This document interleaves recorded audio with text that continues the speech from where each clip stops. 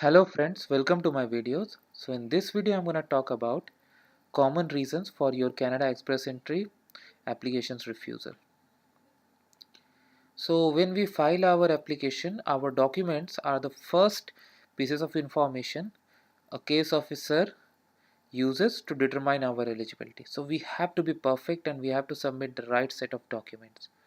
So do not miss to submit any document, like submit all the required documents. That's the first thing anybody would suggest. Submit all required documents as asked in your application. Okay, now I'll come to individual sections one after one. Now let's go for the job reference letter. So I'll tell you a story. Recently, one of my friends' application was denied eligibility. The reason, he had an excellent letter got from his employer with his job duties almost exactly matching to the NOC code under which he applied. The only thing he missed in his job letter reference letter was uh, any reference to the type of employment, full time, part time, number of hours. There was no information. So his job reference letter just said, "Hey, I'm like to whomsoever it concerned to, and this guy worked for us this duration, the job duties. That's all." So the major piece of information was missed here, whether the employment was full time, part time, number of hours. So make sure when you get a letter, you know that an employment of 30 hours a week is considered full time. So if you, even if you have not worked for full time job and part time, then it's important for you to mention the number of hours. So make sure you have these pieces of information readily available in your document, because if somebody goes through it, this is how they are going to determine. If you say I worked for an employer for 5 years, there's no reference whether it was part time or full time. But if you have been mentioned like full time, let's say 35 hours a week, okay, good. So you work for 5 years, so you have 5 years of experience, verified, perfect. And I mean, up to that stage, and then your job duties will be checked. But if you don't have that information, that means there's no way for the officer to determine. All right.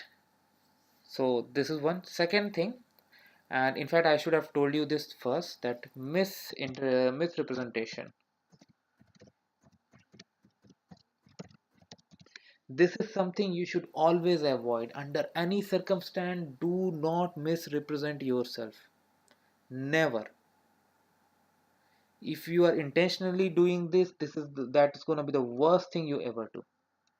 Because the case officers have got all the resources in the world. Even you know that these government agencies even collaborate with other agencies to check your application, to check information about you. So it's not going to be so easy for you to just lie and get through your application. Don't do it. Because if it, because this is not just going to take you to the denial of your application.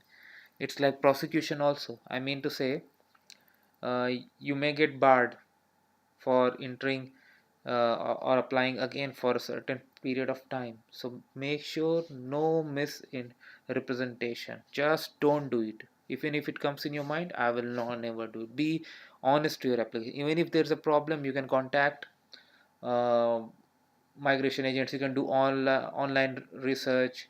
You can find out how a problem can be made. You may not be eligible today. Let's say you are working and you have done 10 months of full-time experience, then okay, I'm not eligible now under federal scheme, but what if I work 2 months more, I'm then eligible, then I'll apply. So always have these points in your mind. Always be careful about this. Again I say, no misrepresentation, not at all. Okay, now coming to other reasons of refusal, let's let me stick to job reference. So when you select an NOC code, when you select your NOC code, make sure you read it full, what are the job duties with it, and it should match with what you have done. If you select it incorrectly or something that is not making sense, then it could be a reason for your refusal. All right, next thing is your medical exam.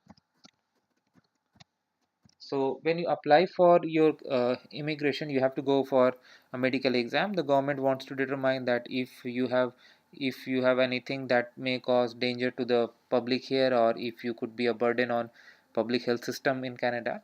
So when you go for a medical exam, there are certain things, like if you are immigrating with your family, even if you're not, I mean, there are certain medical exams that have to be completed for the family, and you can see that there are tables. So medical exams you need to be proper with, like whatever they have asked, who should appear, read it carefully and then go for it. You cannot just avoid it, you have to go through it, and it should be on time.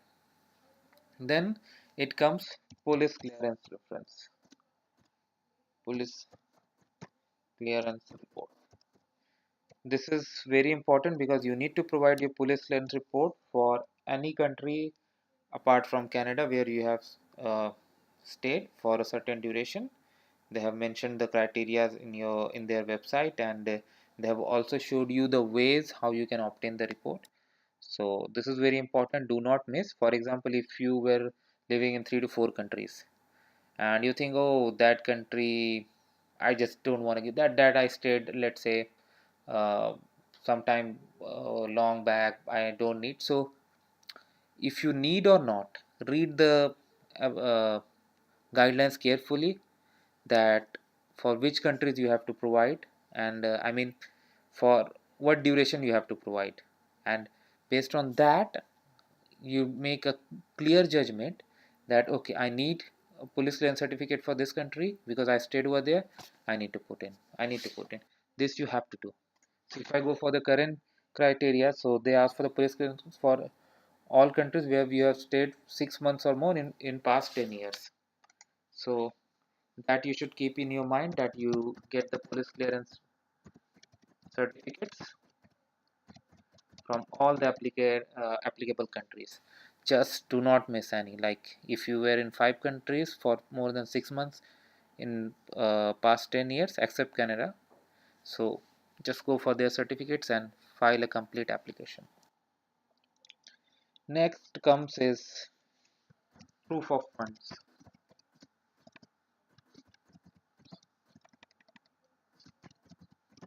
So we know that we need to show a minimum amount based on the number of applicants in the application.